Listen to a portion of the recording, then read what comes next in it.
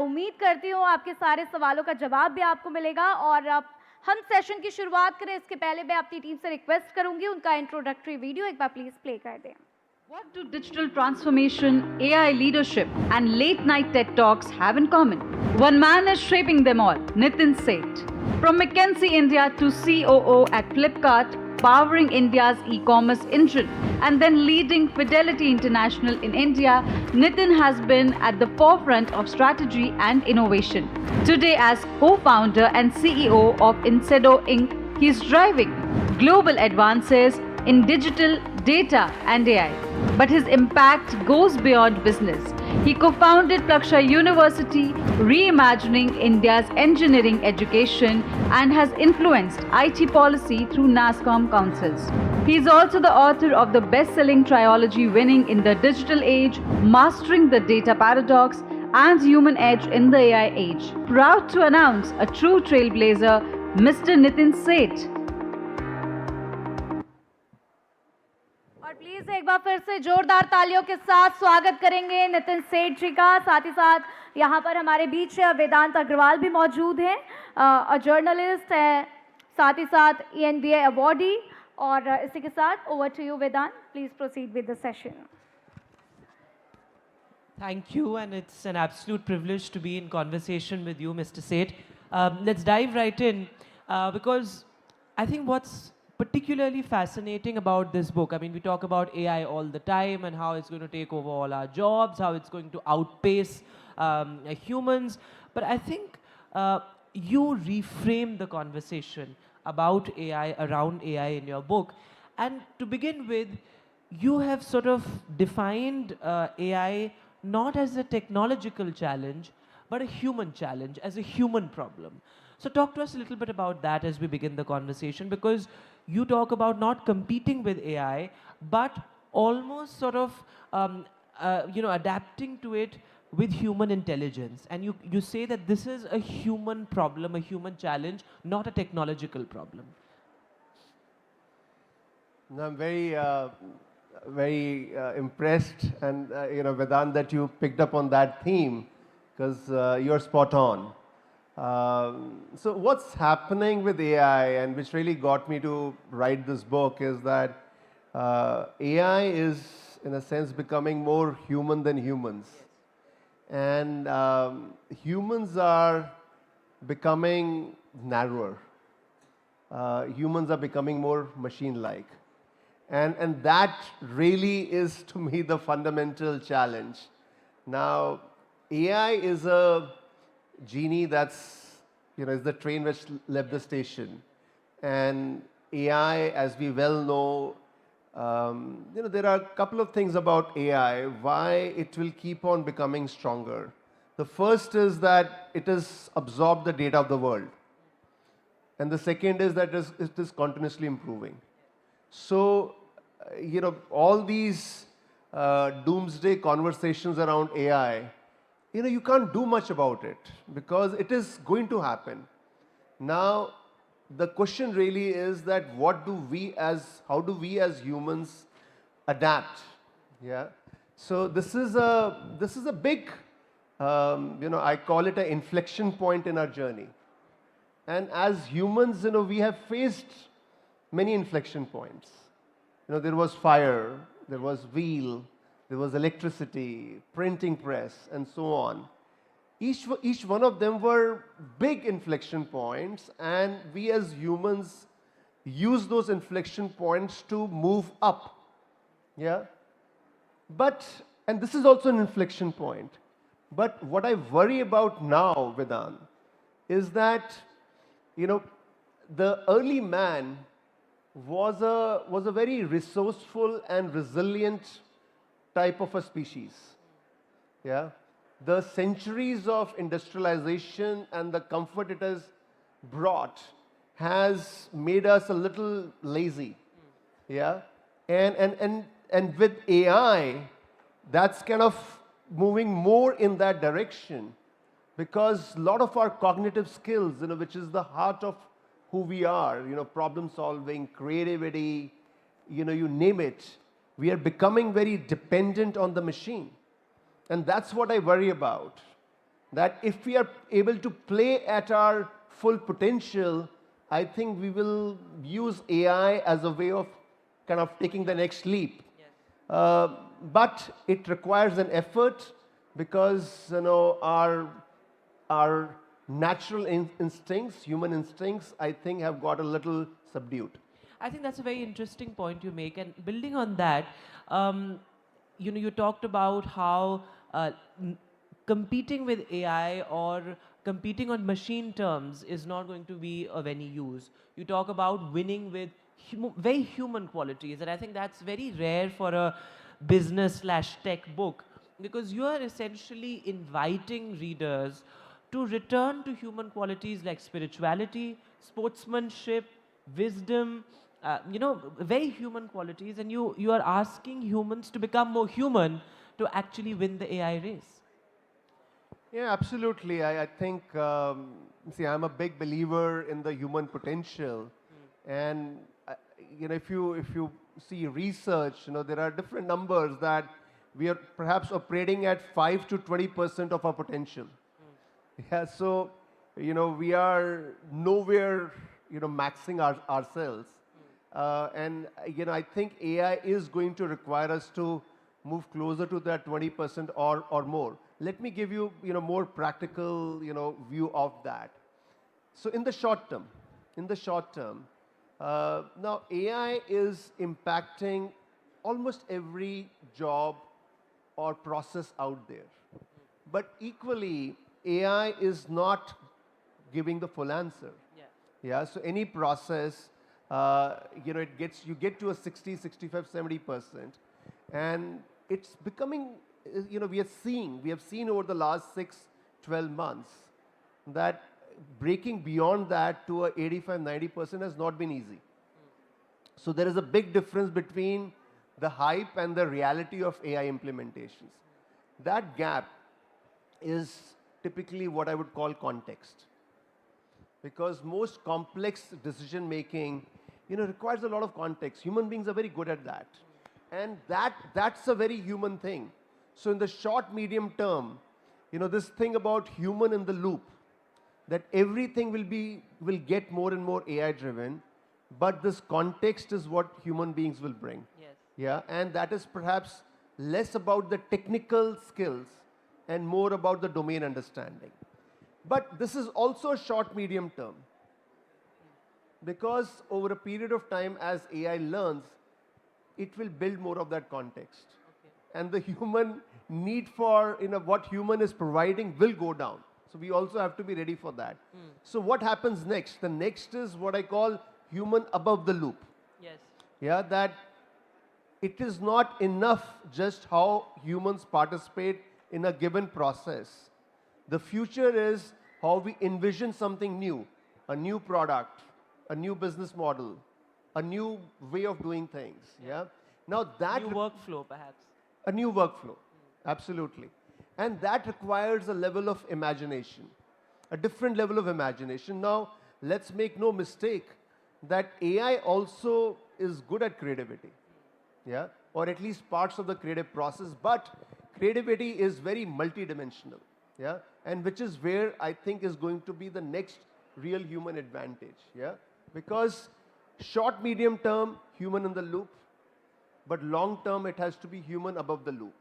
And finally, I would say is the human connection, because whether it is context or creativity, also comes from the human connection. Yeah. You might have read, I think you have read my book and got a deep perspective on it. But as we chat, there is a very different level of understanding that happens. So the connection, the human connection, is also what is my thesis, that in a virtual world, the human connection becomes even more important. So there are many ways in which we can think about the human advantage, or what is the core human value in this AI age. But the 3 C's, Yes. context, creativity, and connection, is Yes. perhaps one simple way of thinking about Yes, you it. talk about that in the book as well. And one line that really sort of leapt out to me was when you said that AI sits at the top of the food chain. So while you talk about human values that can help us sort of compete with AI or help us become more receptive to AI, you also in a sense talk about certain human instincts and values that are holding us back. So talk to us a little bit about that. Why do you say AI is sitting at the top of the food chain, and what are those core values that are actually holding us back? Yeah. See, AI, how AI is different from previous technologies is that it is able to drive a lot of the cognitive tasks. So now, so far the flow of technology has been that there is the creator, we are the creator, and we are setting the rules. And then technology works with those rules. While it could be super powerful, yeah. Now, how AI is different is that given it's not driven by rules, it's driven by patterns. So the fundamental logic of problem solving, I see a lot of engineers in the audience, so they understand it, that it's input, there is a model and there is output. The model has some rules. With AI, it's not rules, it is patterns. So it is based on the output, it is assimilating those patterns, and from those patterns, it is then assimilating a set of rules with which decisions are made. And then as it kind of, more, work happens, it learns from it. Yeah. So Just taking a cue from what you said, throughout the book you also emphasize on choice, that human beings have the choice to perhaps determine how AI shapes the future. How much of that choice is real and how much of it is an illusion? yeah, I think at this point, I think we have fair amount of choice because see we have to understand that a lot of this progress in AI, research in AI, is driven by this great desire to reach AGI or approximate human intelligence. Now, my own view is that we are far from that. Yeah, because the nature of technology is that technology works very well with specifics, not with general abstract situations. Yes. So I think, well, it's difficult to say whether we are 20 years or 50 years away from that, but AI is very, very good with specific tasks, not very good with abstract tasks. But I think the pace at which technology, so I think at this point we can still frame it. Yeah. But if it gets much further down the path, where we are approximating AGI, then I think it may reach a point, where it is out of our control. But I don't think we are at that point yet. And while we talk about AI taking over jobs, etc. I'm sorry. I just want to I'm sorry, Vedant, Go but I ahead. just want to complete the thought on the Yes. values because it was like it was like it's a complex thought, right? So so AI learns in a very efficient manner, okay, and that's why I say it's the top of the food chain. Now, as human beings, our learning process is full of biases and is quite inefficient.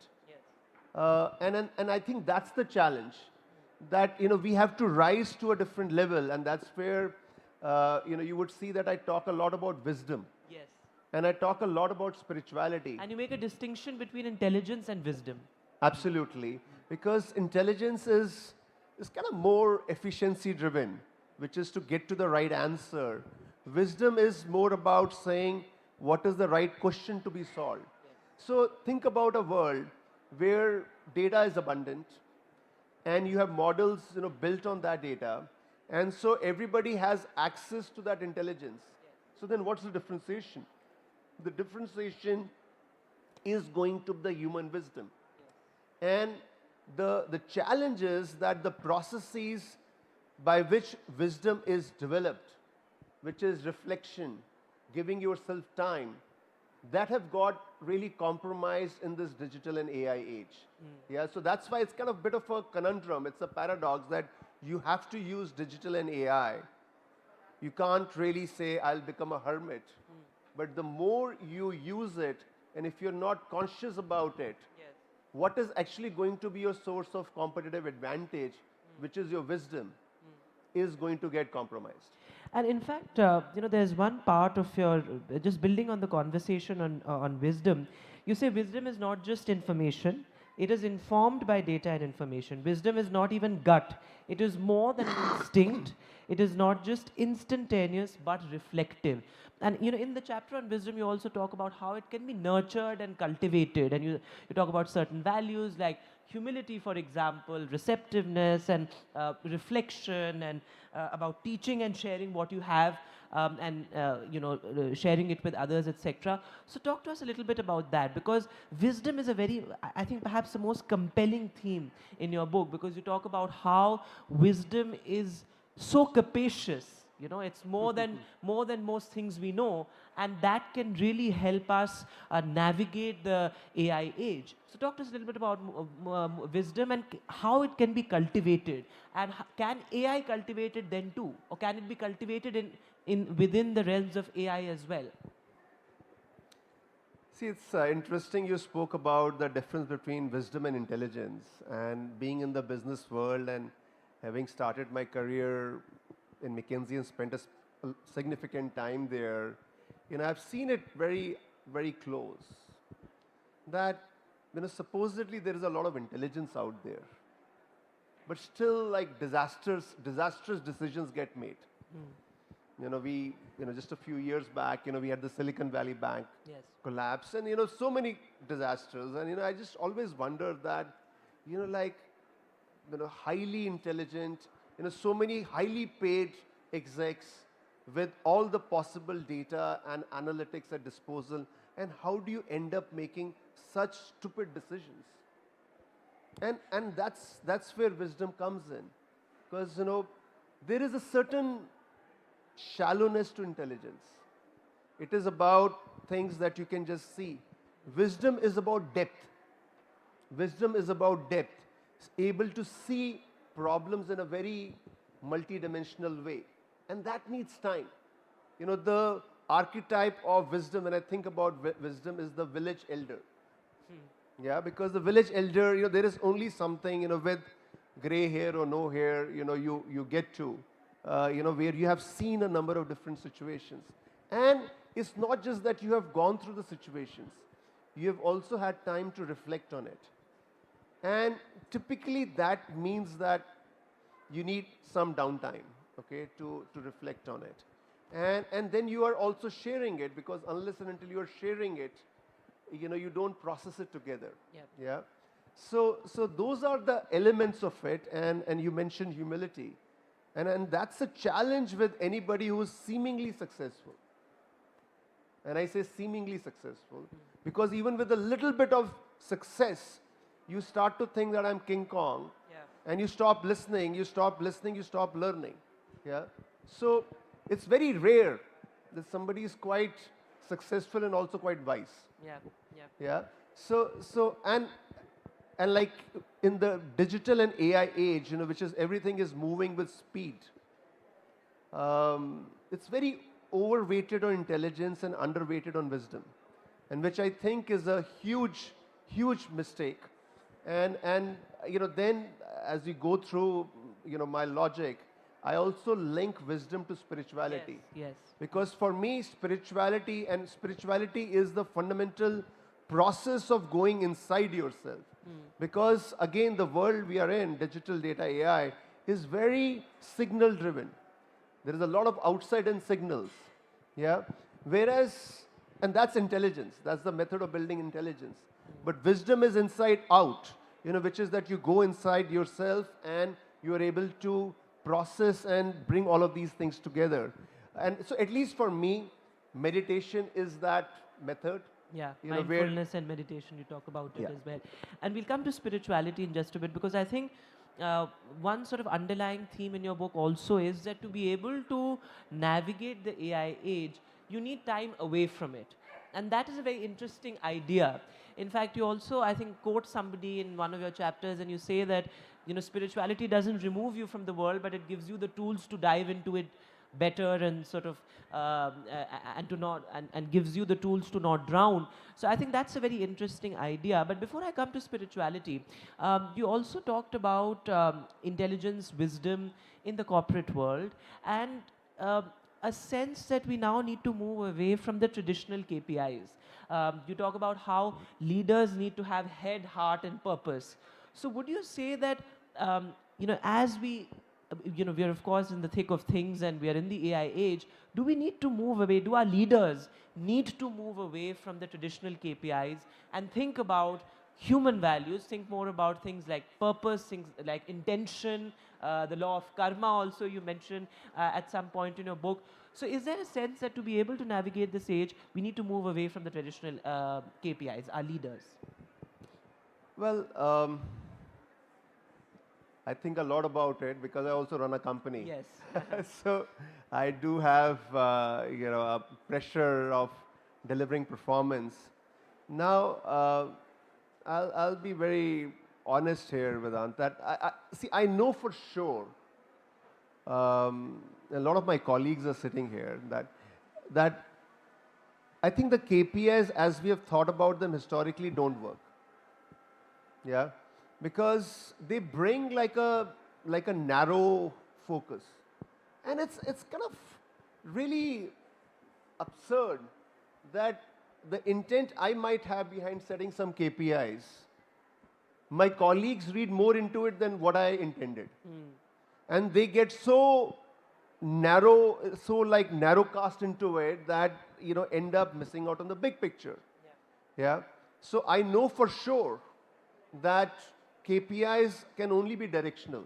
And finally, when I look at performance of an individual, I balance it out. The KPIs are just input for me. Yeah. But they tend to read too much into it. Now, what is the alternative? How do we really bring this thing about purpose? And I think we are in a world, Vedant, where even strategy is less important and purpose and values are deeply important. And why I say that is that strategy, the time span of strategy has become shorter and shorter. Okay? And it's kind of not something you can anchor on because strategies got very mixed with execution. Yeah. But your purpose, your mission, I think is deeply important because that's who you are, why you are there. Yeah? And values is what you believe in. So these two concepts, purpose and values, is what I think are really the North Stars. It's not strategy and it's certainly not KPIs. But I still haven't figured out that how you translate purpose and values into an operating model, which, you can really implement across a scaled organization. But perhaps the answer to that is, and you answer your question in the book as well, is to create leaders, and you talk about 5 mantras, if I'm not wrong, about creating successful leaders. So talk to us a little bit about that. Yeah. So,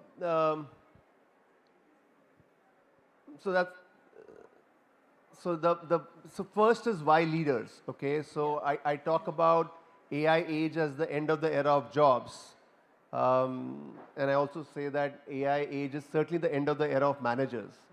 And it kind of gets to the KPIs point in a sense. Yeah, and the era of entrepreneurs, you say. Yeah, because so little of what is to be done is defined. It is a lot more ambiguous. So you need leaders, who kind of, will kind of figure that out. Now, when I speak about leaders, I speak about 5 C's. Yes. Yeah, so, and the 5 C's, the first is cause.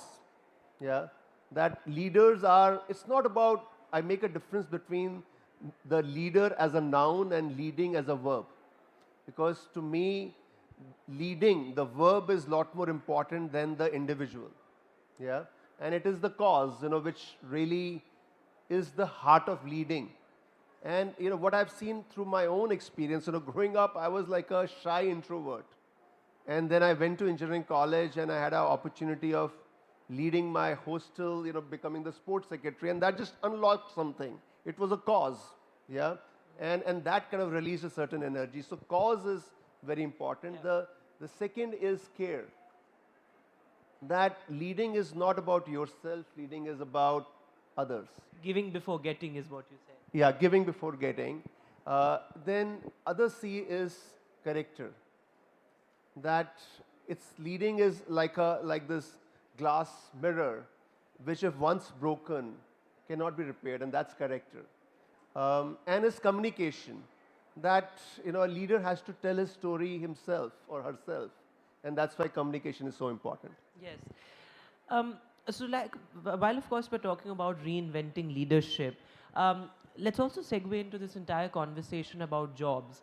Of course, you talk about how by 2040 more than half the jobs could vanish, and how it's a sort of a real problem. You have enough data that suggests that, but and of course you say that this is an end of the era of jobs and the beginning of the era of entrepreneurship. But there is a sense that you want this transition to be equitable and not disruptive, which I think is different from how most people working in this space look at AI vis-a-vis jobs. Because of course we know that, and we spoke about this earlier as well, that there is still that kind of gap where you need human intelligence. For example, AI in newsrooms, you have AI anchors, but you still need a surrogate editor to give the input so that, to fact check or whatever, which is why you need that surrogate editor to accompany or sort of work with an AI anchor in newsrooms.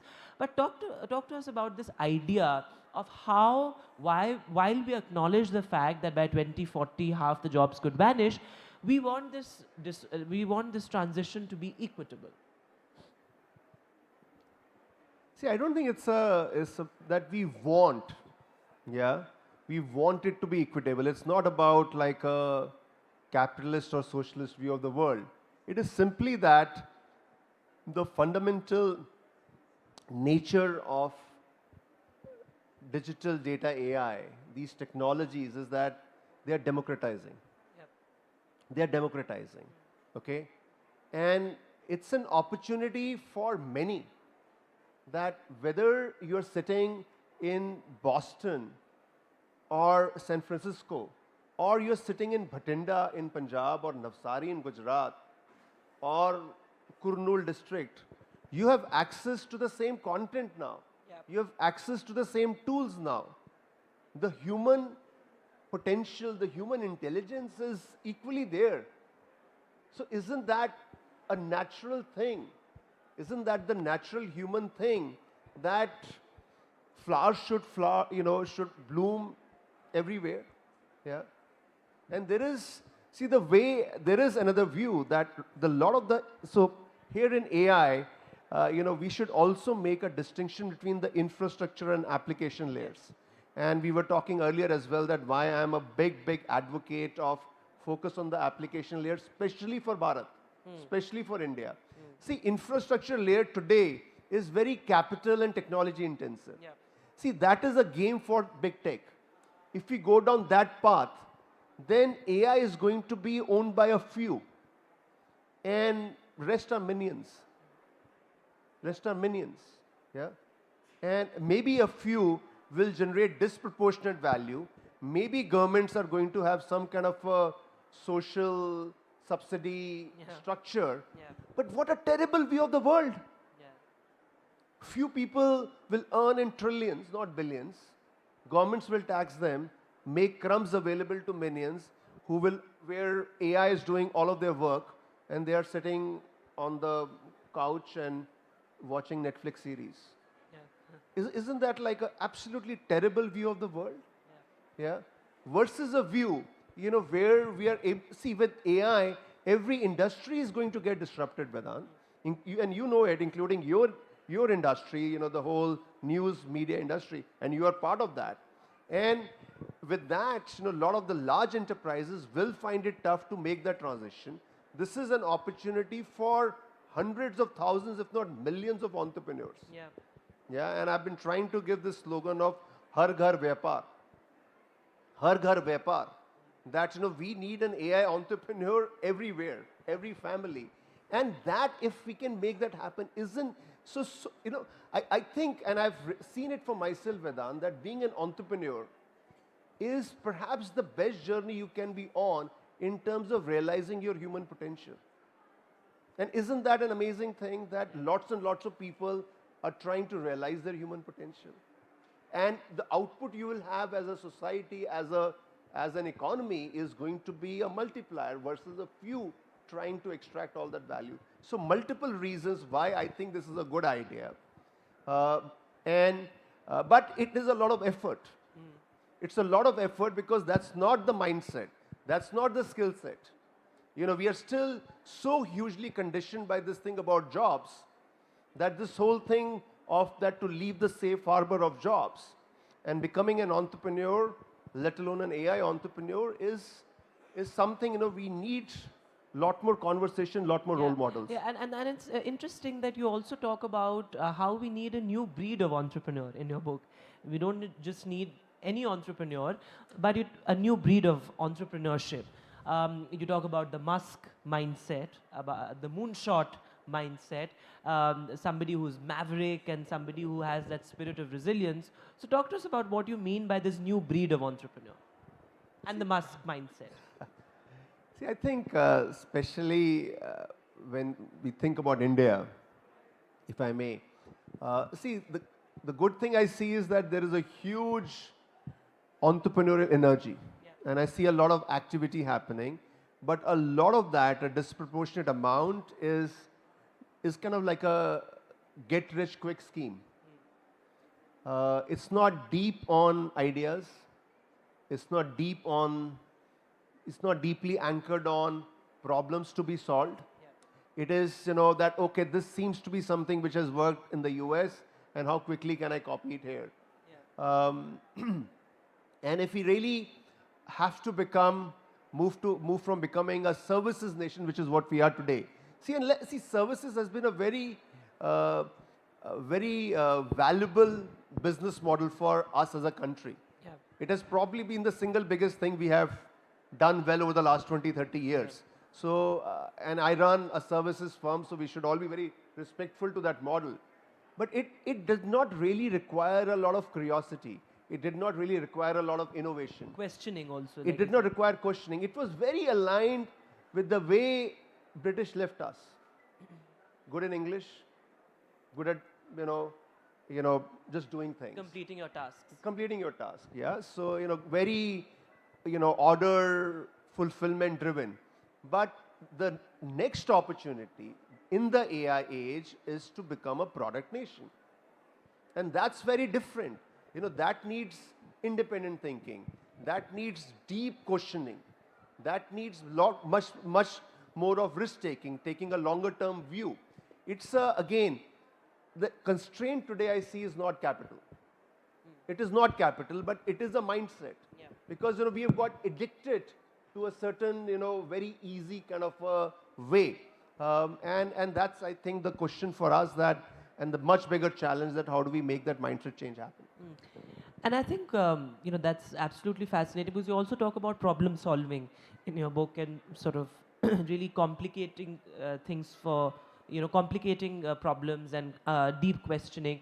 But you talked about changing that mindset. And one thing that has really been a huge driving force or a huge inflection point, as it were, in your life has been your journey in mindfulness and spirituality. Talk to us a little bit about that, because you say that it changed you completely, and also it gave you a sense of purpose, and it gives you a sense of dharma, where you think that you have this sense of purpose every day, that you're changing something every day.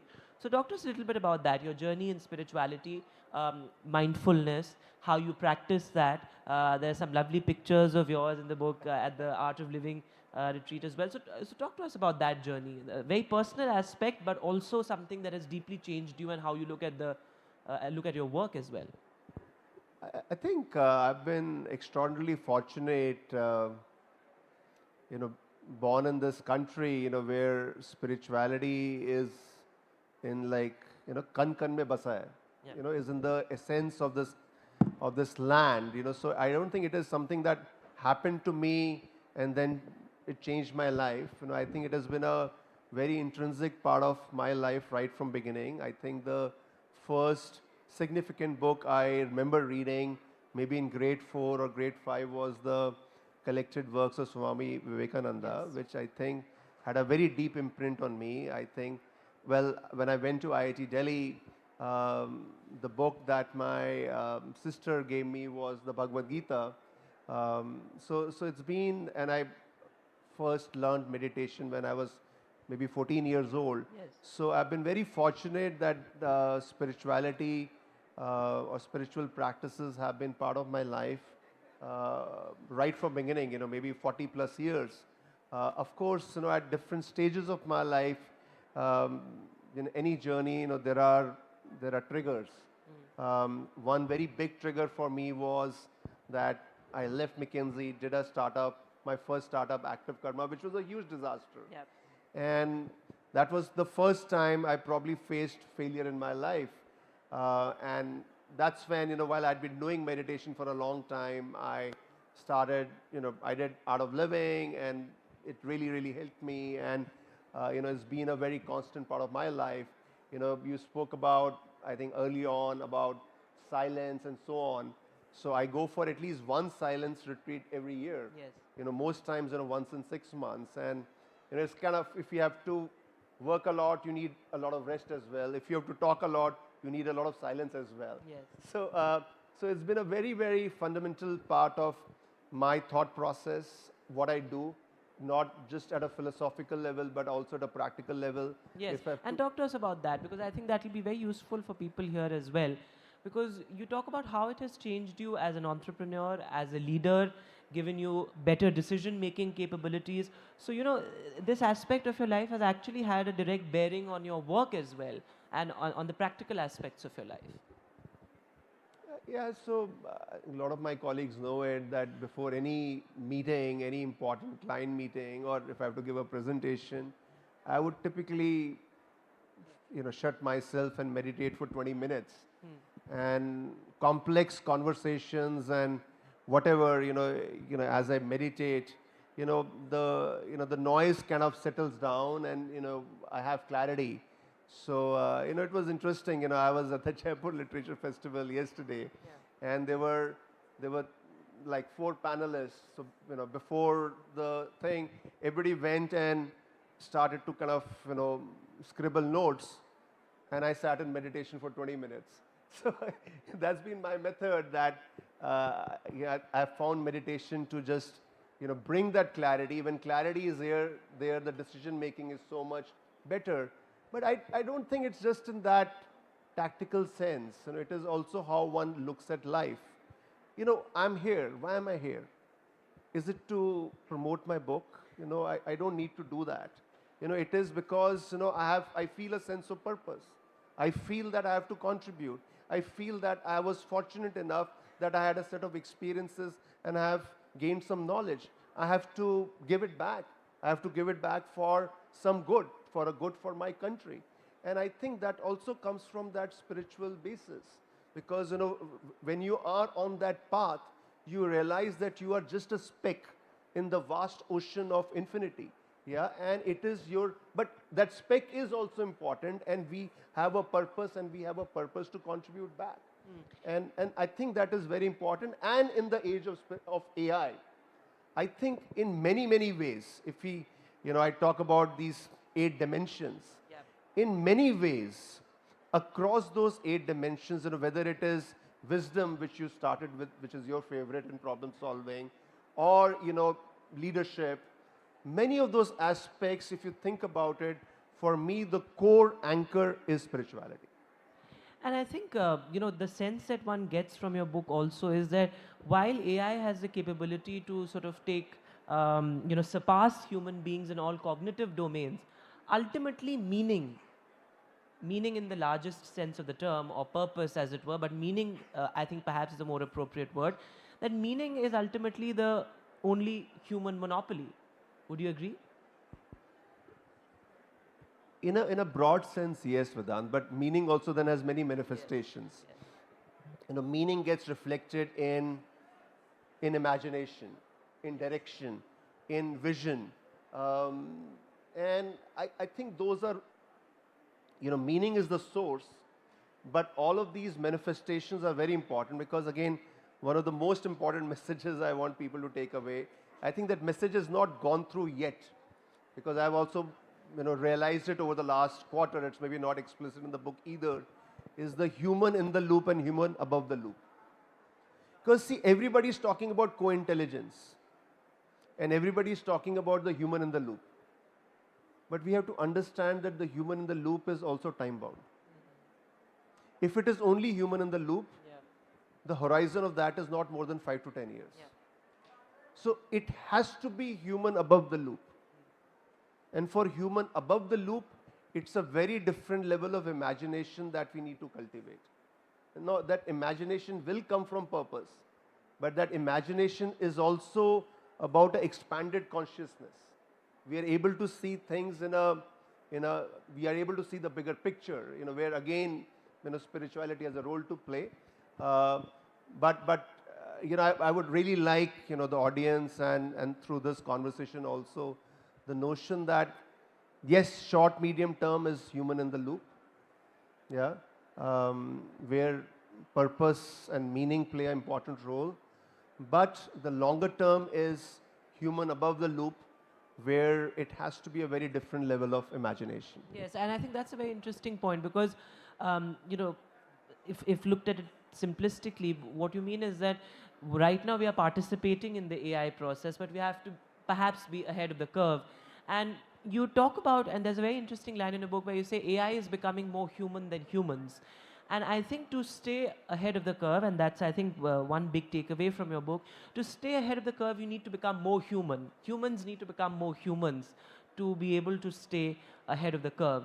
And I think, as we end the session also, one big idea in your book is a lot of people talk about the impact of AI as economic and the loss of jobs, etc. But you are almost looking at this moment as a human renaissance almost.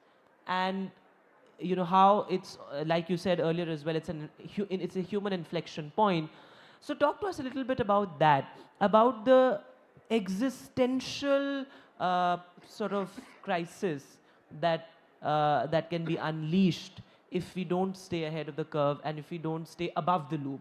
Because for you, the impact of AI is not just economic or on jobs, it's very existential.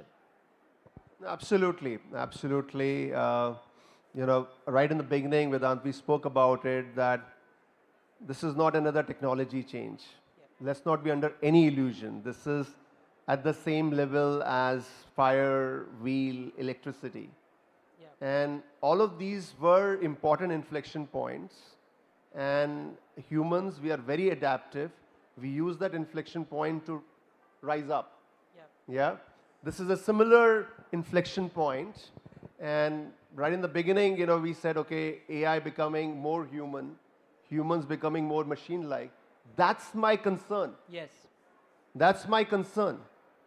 Because I think the human of today is maybe softer, has lot more trappings of success and trappings of technology, but is in a sense less resilient, less ready than the early man.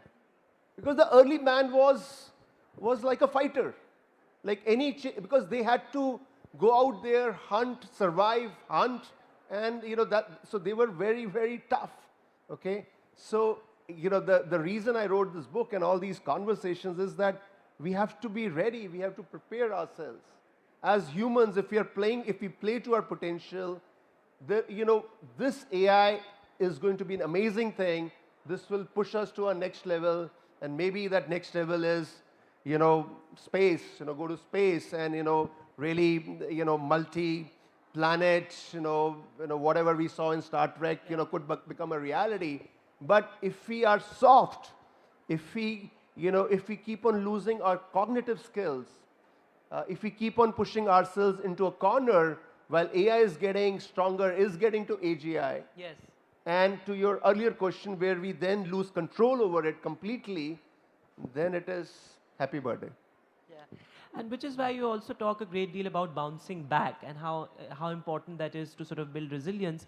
But before I open it up to the audience, my last question to you for somebody from a non-tech background, you know, this book is not for this book is not for people in tech or No, not corporate at or the all. corporate. It's for students, it's for educators, it's for creatives. But one big message to people in the sense that how do we start building that human edge? Your book has a lot of mantras and a lot of practices as well to be able to build that human edge. But as somebody, for example, a 22-year-old reading this book, what would your advice be? You know, like as we dive into the AI age, how do we start building that human edge on a very personal level? See, there are many things I talk about, but if I was to pick up one thing, it will be to start taking more risks. To start taking more risk, because my big thing is jobs are going to go. It is going to be about creating something, and that's what is entrepreneurship. Whether it's your own startup or you are in a company, even then you have to be an entrepreneur. And the foundation of entrepreneurship is risk taking. And risk taking is a very personal process. And if I was to advise myself, my 22-year-old self, which seems like a long time back, I think it would just be to take more risk. So that would be my message to everybody: take more risk. I think that's a great note to open it up to the audience as well. If any of you have absolutely any questions. Yeah, go ahead. Can we get the mic, please?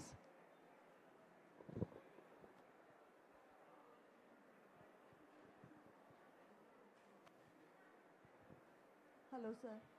When you talk about AI and spirituality together, do you have any spiritual teacher? I follow Sri Ravi Shankar, Art of Living. So yeah, he's been my teacher for 25 years now. But I have had many teachers, you know, in that journey. My maternal uncle was my first teacher at a very young age. So I've been very blessed. One more thing.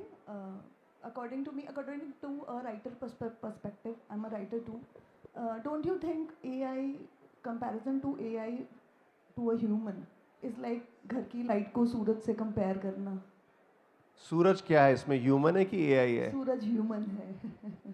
No, I agree, but उस सूरज के ऊपर थोड़ा ग्रहण लगा हुआ है. Interesting. That we have to. One more thing. AI जितना मर्जी क्रिएटिव हो जाए, that you said कि ये पैटर्नाइज्ड है. हमने इंफॉर्मेशन पुट की है. Don't you think human हमेशा ही क्रिएटिव रहेगा? Whether we create robot, AI. I agree with that, but I think it's very important that we don't get caught in these extremes. ये नहीं बोल सकते हैं कि AI क्रिएटिव नहीं है और ह्यूमंस ही क्रिएटिव हैं, या ये भी नहीं बोलना चाहिए कि अगर AI सब कुछ कर लेगा तो ह्यूमंस के लिए कोई काम नहीं है. ये जो एक्सट्रीम्स है ना, ये ऑथर्स जो है ना, टिपिकली ऐसे पेंट करते हैं उसको सेंसेशनलाइज करने के लिए. Basically, balance is the essence. It is balance. Balance is very important. Now AI can really help in the creative process. It can do a lot of things. Yeah. But of course, you know, there is a final creative edge, you know, which only humans bring. So the reality is somewhere in between, which is very important. All right, I think we have time for just one more question. Just one more thing. Just one. I think we'll Let's give somebody else. other people a chance as well. We can talk afterwards as well. Yes. I think we can have a conversation later. There. Congratulations, sir. Oh, Keep going, keep going. Congratulations, sir, on the book. I have a quick question regarding.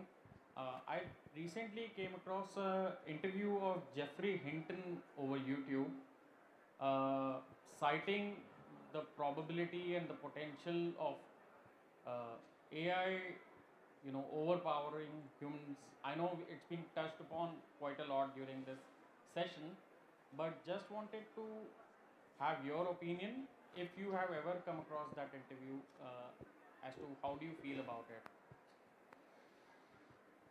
मेरे को लगता है कि ये existential सवालों में खोने से अच्छा है कि हम प्रैक्टिकल एक्शंस ले लें. So I work in AI, so I see, I read a lot, and I work with clients on that. So see, like if we get caught, that's what ma'am was also trying, asking. If we are caught in these existential debates, हम कोई action नहीं लेंगे, okay? AI कोई independently नहीं हो रहा है ना, ह्यूमंस ही बना रहे हैं उसको, isn't it? Now, what is the need of the hour is कि भैया understanding where AI is going, and accordingly we take a lot of actions. Yeah, if we take actions around moving from these jobs to entrepreneurship, what does it mean? More risk taking, creating that kind of a supportive ecosystem. What kind of human changes are needed? What changes need to happen in our education ecosystem? I think these are all the very, very material action areas, where we should take steps. We should, not focus too much on these existential questions. Right, I think we're running out of time, but very quickly I have a short rapid fire if you like. Name the most underrated human advantage in AI age in one word. Humility. Complete the sentence. In a world of AI, humans must become more. Compassionate. What human trait should organizations protect at all costs? Collaboration. One word to describe leadership in an AI-first future. Servant leadership. What skill should every child master before learning AI tools? Learning. What human habit is AI quietly eroding right now? Reading. Define success in the AI age in one word. Staying human. What separates meaningful work from automated work? Discrimination. One mindset shift every professional must make this decade. Unlearn, relearn. And my last question, finish this line. The future belongs to humans who?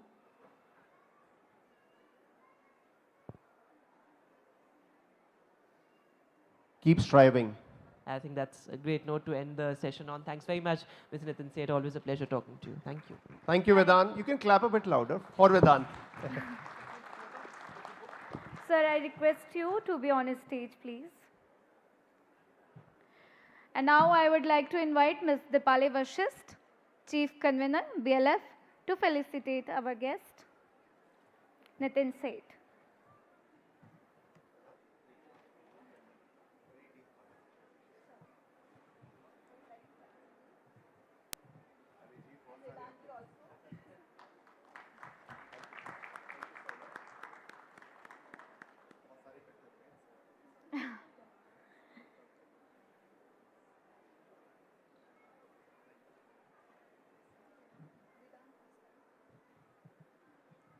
So Vedant is here for the third time.